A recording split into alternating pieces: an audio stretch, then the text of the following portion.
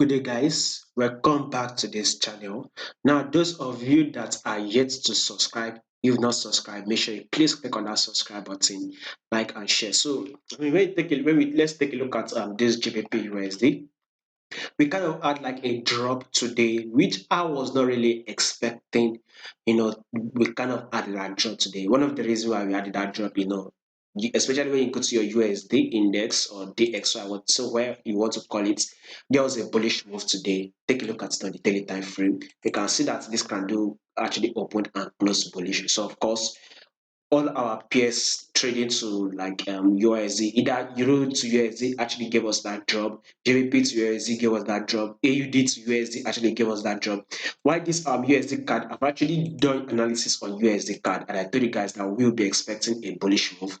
Though we've gotten that bullish move, I talked. Anyway, that is it on USD card. I'll do analysis for that. Watch out for it. So when you take a look at this GBP USD actually dropped. I think personally, I think we need to get some confirmation, but I think the bearish move for GBP USD is here already. I think we are now on a bearish move on GBP USD. I don't think we should start looking to go long. Previously, as we were doing this analysis, we were giving us an higher highs, higher lows, talking about our price trading above the 10th period moving average. But when you take a look at this movement right now, you see that this price is kind of like giving us a bearish move. I think we should start looking at that movement same way. So you can see something like this as a drop.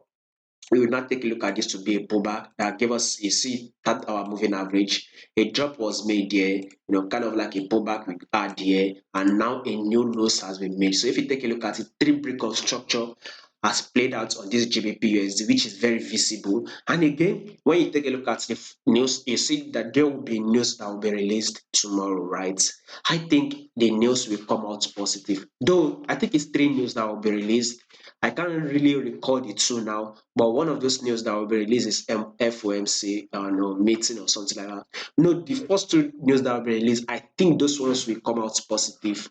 If they definitely come out positive, then I can assure you that GBP to USD will actually drop. If the news on that our USD that will be coming out tomorrow, if it will come out positive, then expect a bullish move on your USD, thereby GBP will drop. Then you can now that should now maybe we cannot take that as a confirmation that GBP is now in a bearish move. If in case the news comes out tomorrow and the news does not come out well, then we should see GBP to USD go bullish. Maybe then we can now say, okay, maybe we can now be skeptical of this bearish move. We might want to start considering going up.